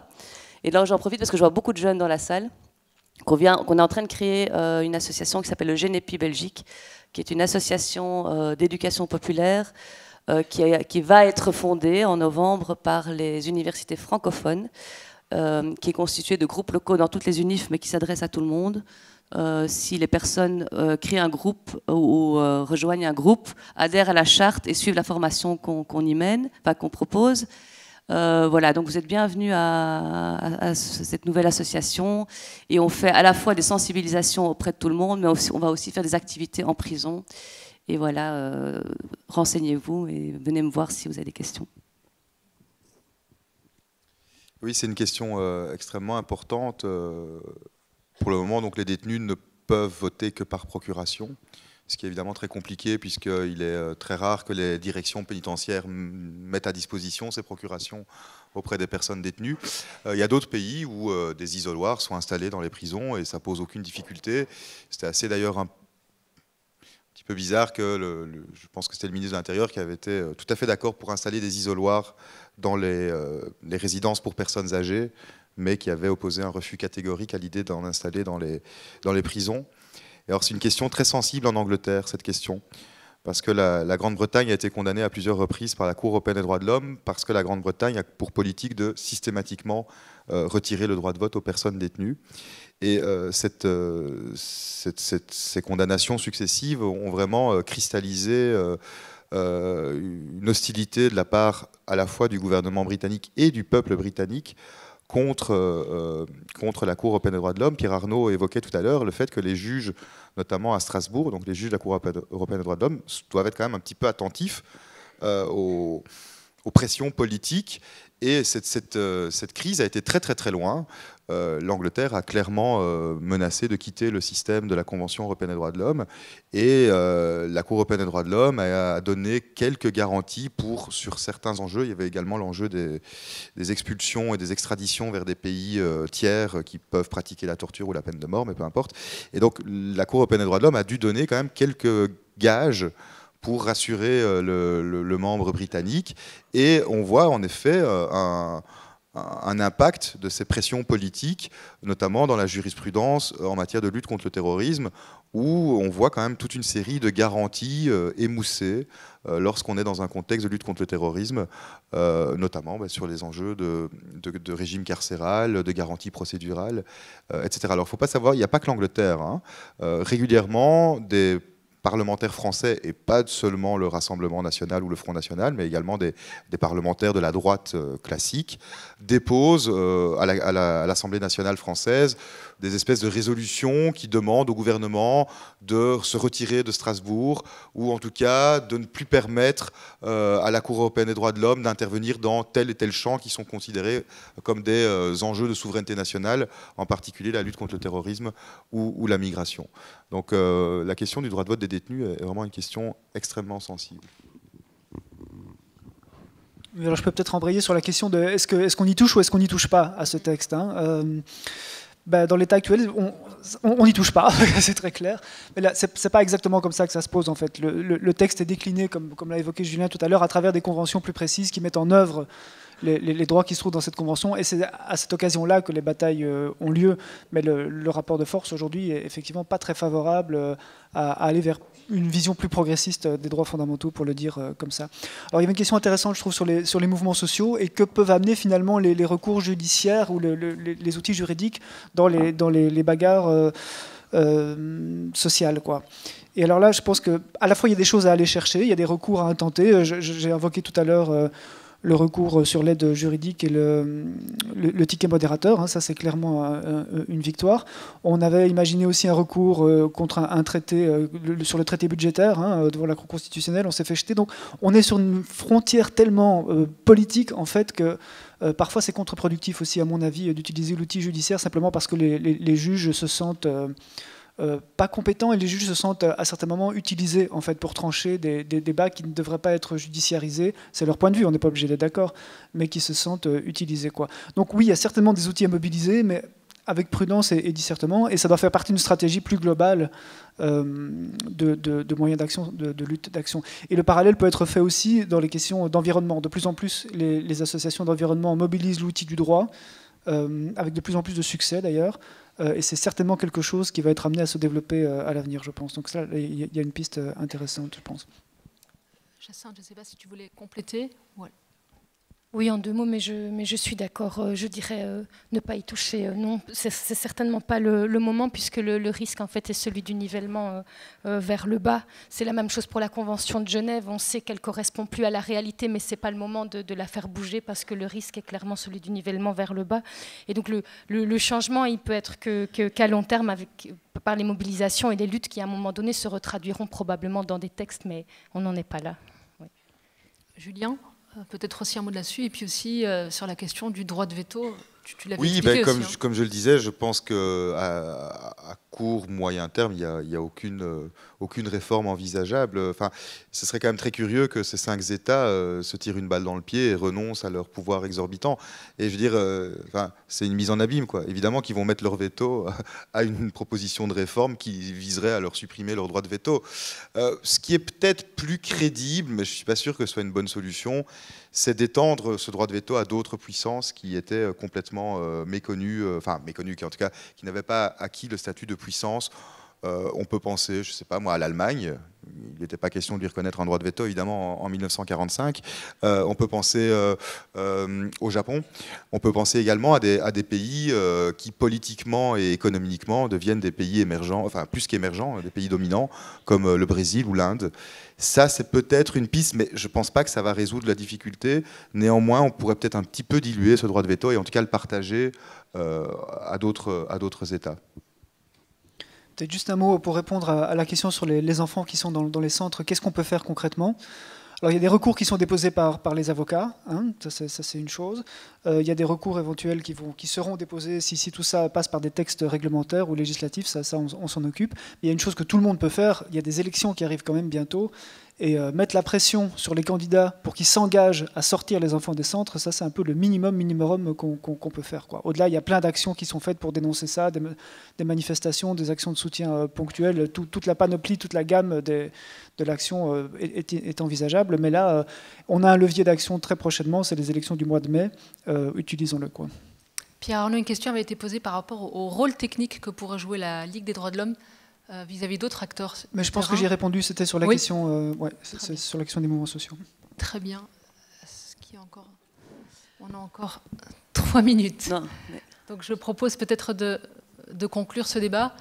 Je vous remercie d'avoir participé et d'avoir posé toutes vos questions. J'espère que les réponses ont été claires. Merci d'avoir répondu, Pierre Arnaud Perotti, Jacinthe Mazzochetti et Julien Pierre. Et merci encore. Merci à vous. Merci à vous. Bonsoir. Bonne soirée.